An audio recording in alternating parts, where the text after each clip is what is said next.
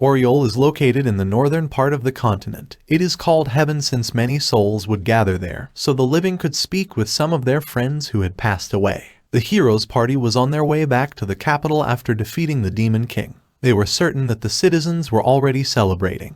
However, Himmel was already thinking about how to live the rest of their lives. Eisen thought he had to find work next, while Heiter wanted a job where he could still drink, even though he was a priest. Frieren realized that Himmel was right, while he thought that her life would be much longer than what they could imagine. The group was welcomed by the cheers and celebrations of the people, and the king thanked them for defeating the Demon King and preserving peace. The celebrations continued during the night, and while they were eating, Himmel mentioned that the king would erect statues for them, although he was more concerned if they could replicate his handsome look. However, Frieren still remembers how the king just gave them 10 copper coins for their journey. Heiter thought that the free drink made it even, so Frieren called him a corrupt priest. After the celebrations, they thought it was the end of their adventure. Heiter thought that they had gone through a lot in the past 10 years. He looked back at how Himmel and Eisen were almost executed before their journey even started for talking rudely to the king. Himmel recalled how Heiter would be hungover weekly, so Frieren said that she was exceptional compared to him. However, Eisen reminded her how they almost left her when she fell into a mimic's trap despite Himmel's warning, so they couldn't hold back their laughter. Himmel thought that although they had so many bad memories, he still had fun. Heiter agreed, but Frieren thought that their adventure was just a short 10 years. For Himmel, a decade was long, and he even pointed out how Heiter had started looking old, but Frieren refuted that he always looked like that. At the same time, they noticed that the era meteor shower, which only happens once every 50 years, had started. Himmel thought it was beautiful, and it was the perfect mark for the start of the era of peace. However, Frieren said that it wasn't so good from the view inside the city, so she promised that next time she would bring them somewhere where they could watch it more clearly. Himmel laughed after hearing this, but he agreed to see it again together. The next morning, the group went to see off Frieren, who was planning to continue collecting spells around the central land for the next 100 years, and she promised to stop by once in a while before leaving. Heiter wondered what it was like to be an elf, while Himmel wondered how long Frieren had been around, since 50 or even 100 years was just a trifling thing for her. During her journey, she traveled through rivers, mountains, and towns, and even fell into a mimic's trap again while collecting spells. Frieren visited a shop owned by an old man to look for a shadow dragon horn, as she needs it for a summoning spell.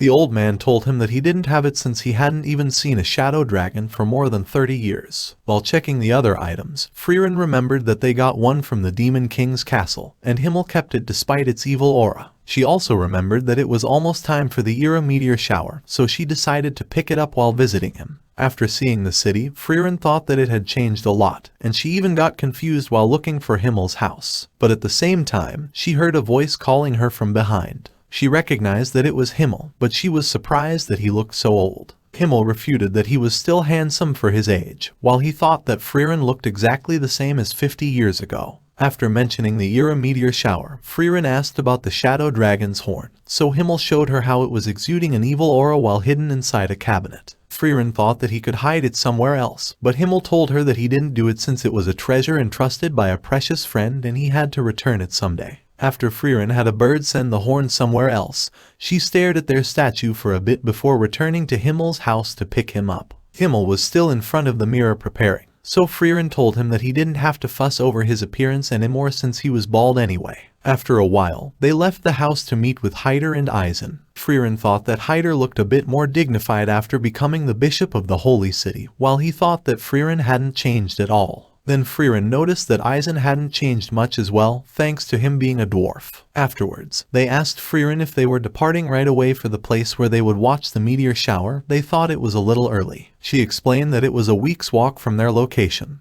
They were surprised at how far it was, and Himmel complained that she had to be kinder to the elderly, even though they didn't refuse to go. Himmel recalled the memories of their past journey, and he felt like they had returned to those days. After going to all sorts of places, he felt like everything was new, aside from Frieren, who's always present in all of these beautiful memories. He thanked Frieren for bringing him on another beautiful journey before the very end. The group sat in front of a lake underneath a clear sky to watch the meteor shower that was also reflected by the lake's surface, and Himmel thought it was beautiful as he stared at a meteor that was slowly fading in the sky. Himmel passed away after their return to the capital. Heiter thought that Himmel was happy, but Frieren just wondered if that was really the case. Some people noticed that Frieren never looked sad the whole day despite Himmel's passing. They thought she was heartless. However, Heiter and Eisen said that they do not look sad either, so the people called them heartless while throwing stuff at them. While Himmel was getting buried, Frieren recalled their memories together. She thought she didn't know much about him since the 10 years they traveled together were a short time for her. However, she started crying, and she regretted that she didn't try to know him better despite knowing that human lives were short. Eisen and Heiter comforted her, although she complained about Heiter patting her head.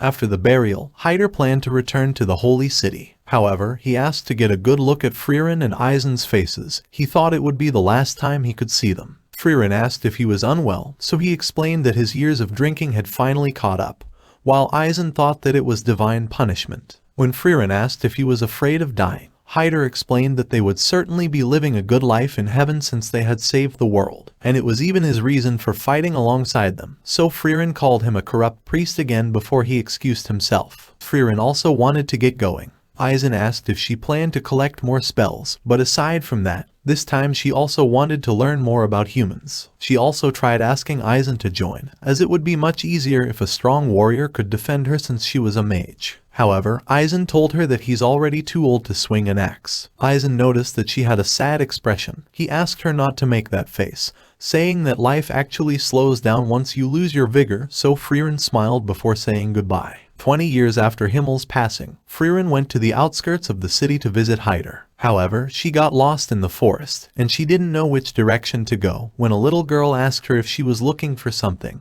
Frieren seemed confused, but she said that she was looking for Heiter. The girl thought that Frieren was a visitor, and she guided her to meet Heiter. Frieren was surprised that he was still alive, so Heiter said that he didn't expect that it was actually hard to make a stylish exit. Frieren offered him the liquor that she was planning to offer at his grave. He said that he had stopped drinking, but Frieren refuted that it was too late for the goddess to forgive him even if he started cleaning up his act. At the same time, the little girl served them some tea. Frieren was curious who she was, so Heiter introduced her as Fern, a war orphan from the southern lands. Frieren thought it was unlike him to help other people, but Heiter just laughed before asking her why she visited. Frieren explained that she came to pick up something at the holy city, but she also added that she wanted to pay her debts to him before he died. After hearing this, Heiter requested that she take Fern as her apprentice and bring Fern with her on her journey. Frieren refused, but it was because she didn't want to send Fern to her death through the deadly battles that she goes through. Heiter understood the situation, so he made a different request. He asked Frieren's help to decipher a grimoire that contains lost spells of resurrection and immortality. She doubts that these spells actually exist, but she was certain that she could decipher the book in 5 or 6 years. Afterwards, she asked why he wanted it deciphered,